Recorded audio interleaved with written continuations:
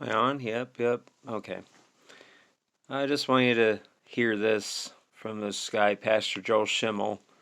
For those that don't know, he has this YouTube channel, his own ministries, Good Fight Ministries, and he seems pretty decent, at least his information exposing the New Age, the Aleister Crowley, Hollywood and music industry, and all that. But this is an example of what I'm talking about with controlled opposition.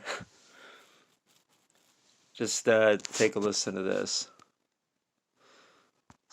Because this is not some small-scale situation. There's, Lebanon is basically under siege to the point to where they can't have ships going out of their ports. Their trade has been cut off.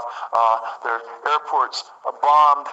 Their tourism halted, and so forth. And much of the world is railing against Israel. Oh, poor Israel. Saying Israel's to blame. And many people are saying if Israel was just not a country anymore, things would be better. In fact, I heard somebody call up on a talk show station saying, you know what, Israel should have never agreed to become a country again. They should have never, agreed to that, because look what trouble they're causing by existing. And I was just amazed, just don't exist, Israel, and it would solve the whole problem, right?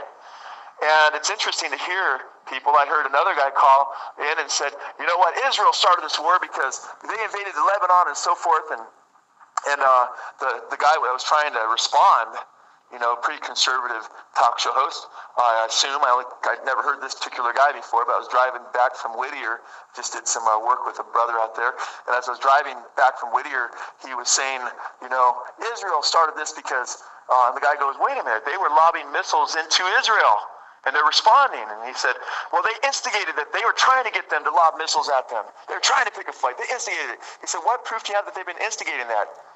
And he had no evidence. And the guy just got befuddled. And I thought, well, isn't it amazing? Because so much of the hatred toward Israel is spiritual. It's demonic. You hear that?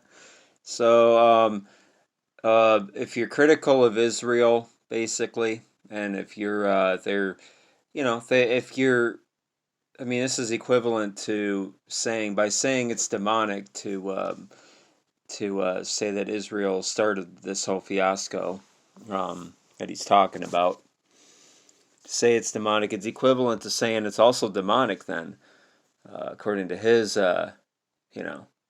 Looney Tune idea. It's also demonic to criticize Israel for attacking our USS Liberty. It's demonic.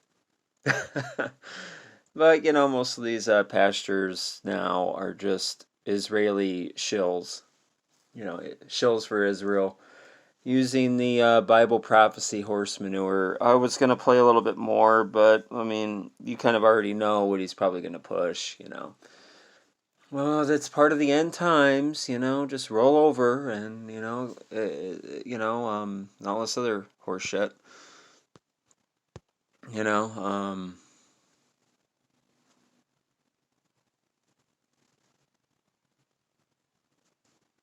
Oh. Yeah, I was showing that because of this article here, whatever. It's one of the most successful, in some ways unlikely, interfaith movements in the modern world, Christian Zionism. And so it's interesting. It talks about Billy Graham and how he had met with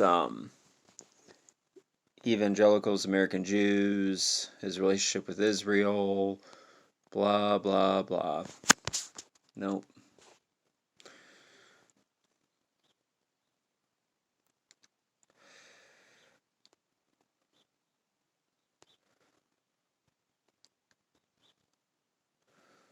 Yeah, some pushed it to the point. I maybe showed one or two videos that if you don't support Israel, you're going to hell.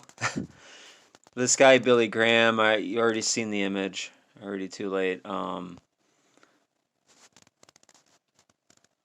was going to show this after the article, but we know the Freemasonic, Zionist infiltration of the churches, because there's him shaking hands with 33rd degree Freemason Harry Truman, who was the one responsible, I believe, for signing the executive order to help establish Israel as a homeland, whatever. And look at that other hand gesture with Billy Graham's other hand. It's like the grip of the lion's paw kind of symbolism. So yeah, we know these guys are all Freemasons, and yep. So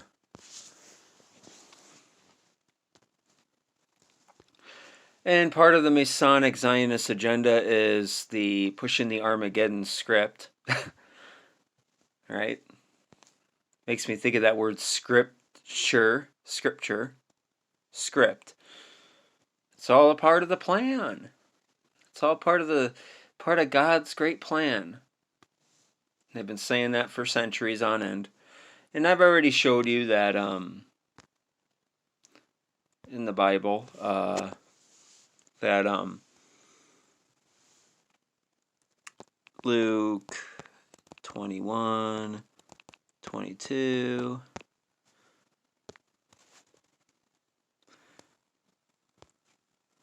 You can look up this passage, the full one, 20 through 22, but oh well, I'll just come over here. That according to the New Testament Bible and according to the book of Luke, according to what the writers attributed Jesus as saying, anyways, attributed to Jesus, the words attributed to Jesus, sorry, that according to him, the destruction of Jerusalem by the Roman armies was the days of vengeance, verse 22, that all things which are written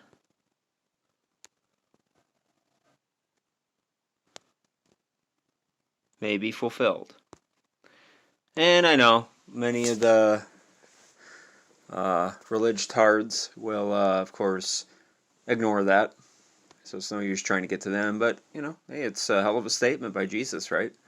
That all things concerning the days of vengeance, which are concerning the end times, would be fulfilled within that period of time. So much of this end times hysteria is just fraud by these wolf in sheep's clothes, these Masonic gatekeeping shills for Israel, to get Christians to sort of lie down and accept this as Bible prophecy. It's not as frightening if they're under this hope that, you know, through all this trouble, hey, it's in the script, man, but Jesus is coming to save us. Right? It works. Works really well. Anyways, I wanted to show you that. He's just a part of the Hegelian dialectic, you know. You know, it seems like the bait, you know, and one of the red flags of Shills that I noticed is I tried bringing up to him my arguments and stuff. If he were a real guy, like, he can go on my channel and he can criticize me and say something, I will usually respond. Like when I put out my Myron C. Fagan videos, I got taxed so viciously. I didn't turn off any comments. I didn't ignore people. I tried to answer every one, no matter how insulting it was, to the best of my ability, because I was interested in just the truth. That's it. These guys, though, I notice, you try to bring up any criticism of what they're teaching and what they're pushing. See, I mean, just because you're pushing this theology doesn't necessarily mean you're a shill. It just means you could be deceived. It's just something you grew up with. You really believe it. But to show the red flag usually that these guys are probably shills is if, you know, they ignore you, they delete your comment, they pretend you don't even exist, right? We know a lot of these Masonic celebrities kind of treat the masses like that, you know, because that's how much disdain they have for us, the profane. And so, you know, these Masonic or Zionist agents, whatever, that's their attitude towards us as well. So when we point out their bullshit, propaganda, they will not respond. So take it easy. Wanted to show that.